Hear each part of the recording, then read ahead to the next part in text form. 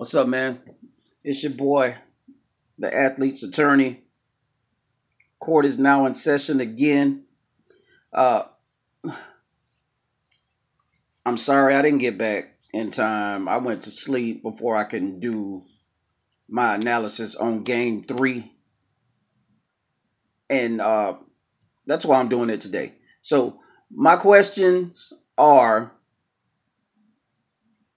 very simple today. First off, let me give out some shout outs to some of my subscribers, my new subscribers, like my man Jacob and Jonathan from the site yesterday. Best go-kart driver in the country. uh, Also, my little homies yesterday that I kind of forced into subscribing to my channel. But anyway, brother Tubbs, I appreciate the love, my dude. Uh, let's get into it. Game three, I was late on getting my analysis in. I went to sleep. I was tired after I got home from work. But game three, I put my opinion in on this because I watched Kevin Durant solely by himself pretty much beat Cleveland. Now, that's not to say that LeBron James didn't play great, but I have a few problems with his game last night in game three, or the night before in game three. Game three, he seemed more passive than I've known him to be. Game three, he seemed more passive. But then again, you can't force a shot if you don't have it. And obviously, he's tired if he's passing the ball off that late in the game. So, my other question is, how far is Kevin Durant from being the number one player in the game? It's a good question. It's a good question, bro. I mean, we can say what we want, but that man is an assassin. I have so much love and respect for Kevin Durant, the way he carries himself on and off the court. But in game three, what he did may be one of the all-time greatest NBA performances. I'm going to be honest with you. I stopped watching the game because I was actually low-key rooting for Cleveland to win that game. But when Kevin Durant went on his own personal run and ended it with a three-pointer from the top of the key, I turned the TV off, man. I just turned the TV off. It was like a dagger. That's the equivalent of a dagger. But I'm still talking about how Kevin Durant may be the best player in the game. Now, I'm not gonna completely tweak that because I still think it's LeBron.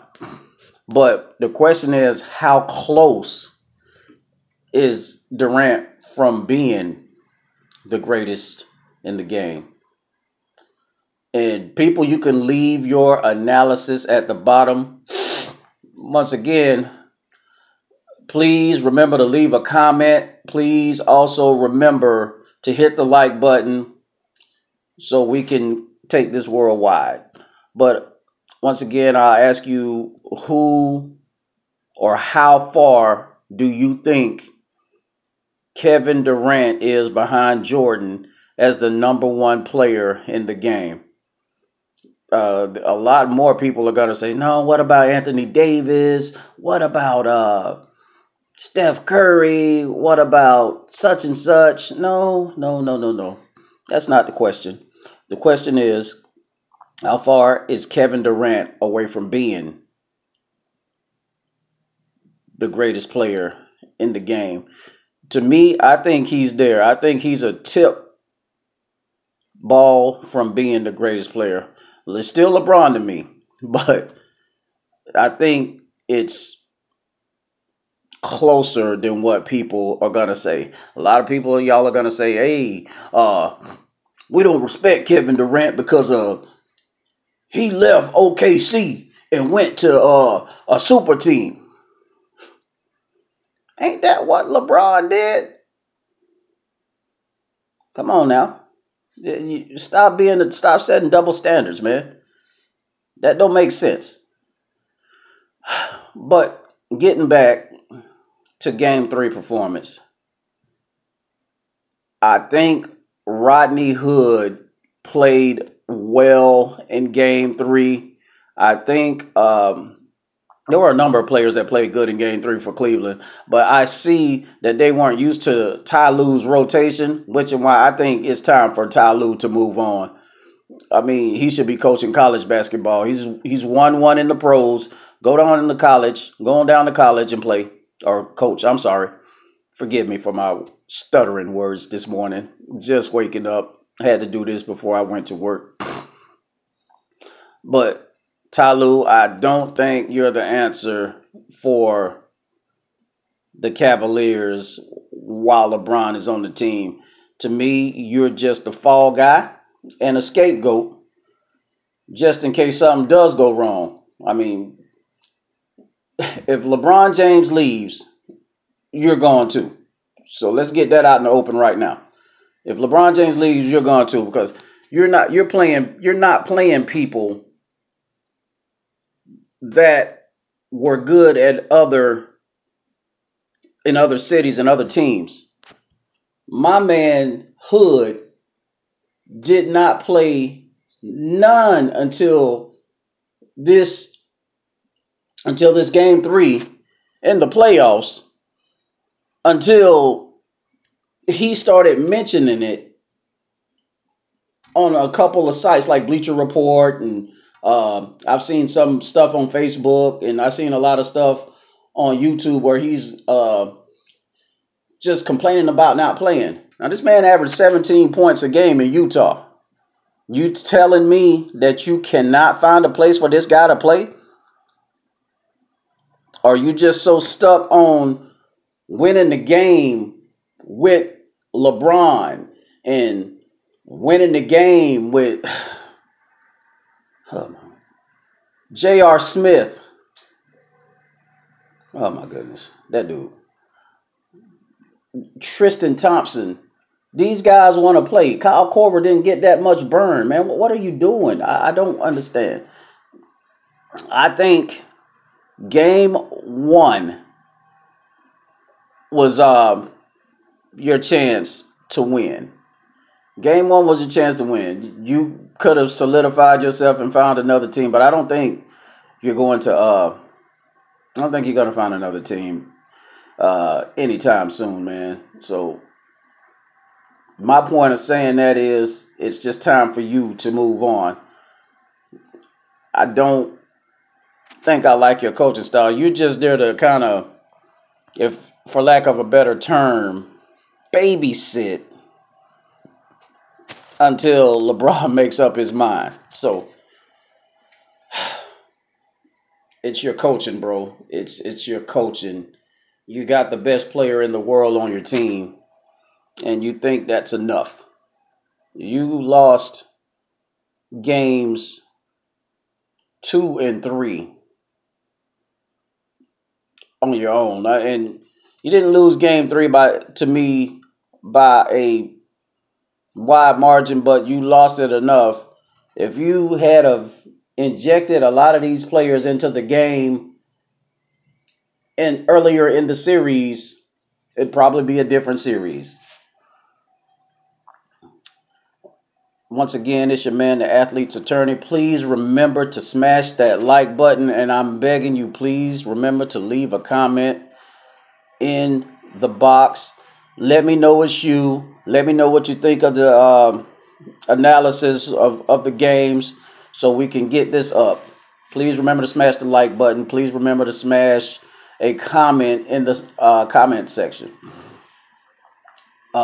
Again,